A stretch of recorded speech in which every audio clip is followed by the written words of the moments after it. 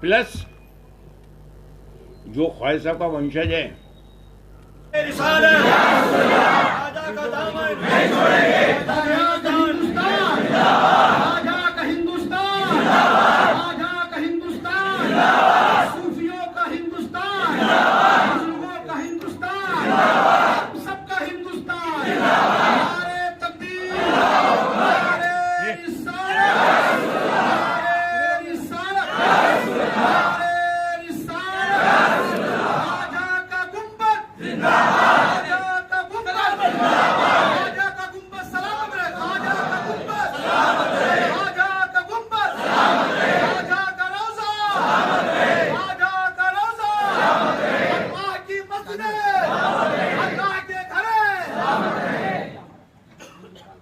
हिंदुस्तान का राजा, हिंदुस्तान का राजा, हिंदुस्तान का राजा, हिंदुस्तान का राजा, हिंदुस्तान का राजा, अल्लाह ताला की घरें, अल्लाह की मस्जिदें, बैतुल्लाह शरीफ, बैतुल्लाह शरीफ, नारे तकबीर, नारे रिसालत। अस्सलामु अलैकुम वरहमतुल्लाह। सामीन व नाज़रीन इकराम, उम्मीद है आप खैरियत से होंगे। अल्लाह आप सबको इसी तरह से खुश रखे। शाहों से हमको अफजल व आला बना दिया, रब ने हमें हुजूर का मंगता बना दिया। पैदाइश हुजूर थी मंजूर जिस जगह, रब ने उसी ज़मीन पर काबा बना दिया। उनकी निगाह फैज़ ने अल्लाह की कसम ख्वाजा पिया को हिंद का राजा बना दिया।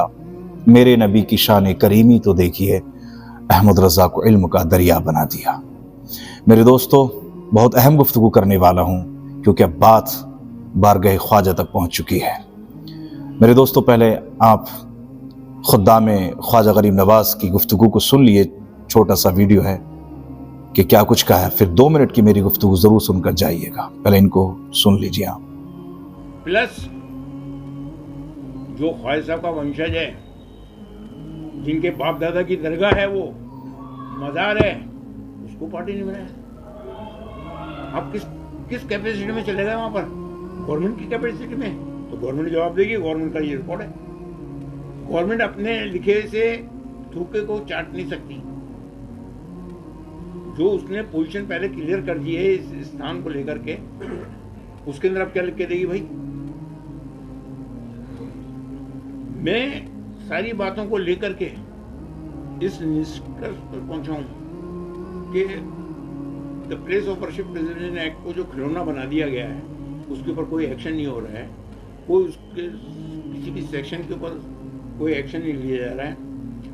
तो केंद्र सरकार से मेरा निवेदन है कि वो इसको अमेंड करे, इसके अंदर ऐसे क्लोज लाए, ऐसे सेक्शन लाए कि जिससे इसके अंदर स्ट्रिक्टनेस पैदा हो, और ये जो खेल खेला जा रहा है बांटने का, देश को जनता के अंदर भ्रम पैदा किया जा रहा है, वो खत्म हो, ताकि हमारा देश जो है वो उन्नति के रास्ते पर गामजन हो सके। हम क्या कर रहे हैं? हमारी इन्हें जितने पॉलिटिशियन अलग अलग उससे जो बयान दे रहे हैं अलग अलग, किसी के बयान में जो है कहीं पे भी कोई अपील नहीं है। वो उधर से जहर उगल रहा है, वो उधर से जहर उगल रहा है, वो उधर से जहर उगल रहा है। तीनों को क्या कर क्या रहे हो भाई? आप जब तक के एक जगह पर बैठ करके सारी बातों के ऊपर आपस में मिलकर के डिस्कशन नहीं करोगे, इसका सॉल्यूशन नहीं निकलेगा और न निकलने वाला। आप पिछली ये भी क्या हुआ,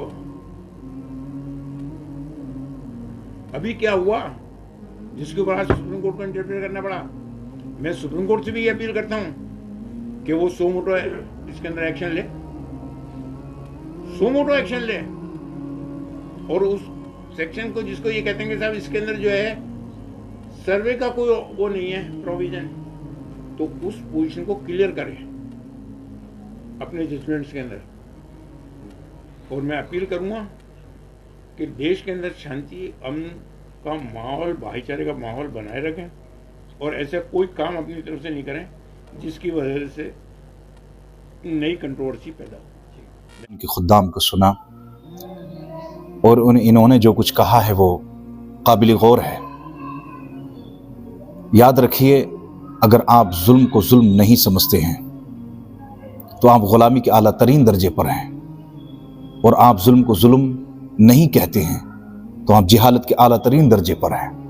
और याद रखिए, कुत्ता तभी ज़्यादा भौंकता है, कुत्ता तभी ज़्यादा भौंकता है या तो वो पागल हो जाता है या उसके पीछे उसका मालिक खड़ा होता है।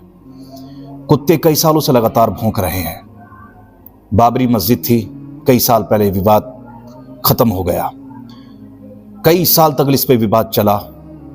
मुसलमानों ने, जब सुप्रीम कोर्ट का फैसला आया, मुसलमानों ने सब्र किया कि चलिए खैर अब विवाद खत्म हो जाएगा, देश में अमन सुकून हो जाएगा। लेकिन जिसको हराम की मुंह लग जाए उसे हलाल हजम नहीं होता है। फस्ताई ताकतों ने इसका फायदा उठाया और उन्होंने हमारी मसाजिदों पर नजर रखना शुरू कर दिया। पहले मथुरा का विवाद छेड़ा, फिर ज्ञानवापी का विवाद छेड़ा, फिर संभल लेटेस्ट अभी चल ही रहा है, जो कि अभी संभल के दाग और वहाँ के जख्मों पर अभी मरहम भी नहीं लगा था, मुसलमान को भी कल्बी सुकून भी नहीं पहुँचा था। इतने में ही एक नापाक ने ख्वाजा खाजगान मालिक हिंदुस्तान सुम्मा अजमेरी की दरगाह पर मुकदमा दायर कर दिया कि यहाँ भी मंदिर है। याद रखिए मुसलमानों, अब वक्त है हमें जागने का, हमें नींद से बेदार होने का, अब वक्त है मुत्तहिद होने का, अब वक्त है एक होने का। अगर मुत्तहिद अब ना हुए तो याद रखिए, कब्रिस्तान बनने में हमारी मसाजिदों को देर नहीं लगेगी। रज़ा एकेडमी जनाब हाजी सईद साहब ने बड़े बुलंद आवाज़ से नारों को बुलंद किया और उन्होंने ख्वाजा गरीब नवाज सुम्मा अजमेरी रहमतुल्लाहि ताला अलैह और तमाम खानकाहों को ये पैगाम दे दिया कि वक्त है मुत्तहिद हो जाइए, वक्त है एक हो जाइए, वक्त है मुस्तफ़ा के सच्चे गुलाम बनकर अब रोडों पर चले आइए और जेल भरो आंदोलन शुरू कर दीजिए। देखते हैं क्या होता है।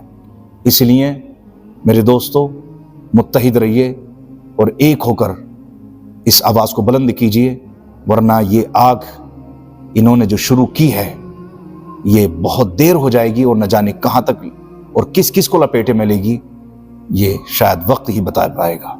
इसलिए मेरे दोस्तों, मैं आपसे रुखसत होता हूँ और यही कहूँगा आपसे, एक रहिए, नेक रहिए, एक रहिए, नेक रहिए, मुत्तहिद रहिए, क्योंकि इत्तिहाद जिंदगी है और इंतशार मौत है, मौत।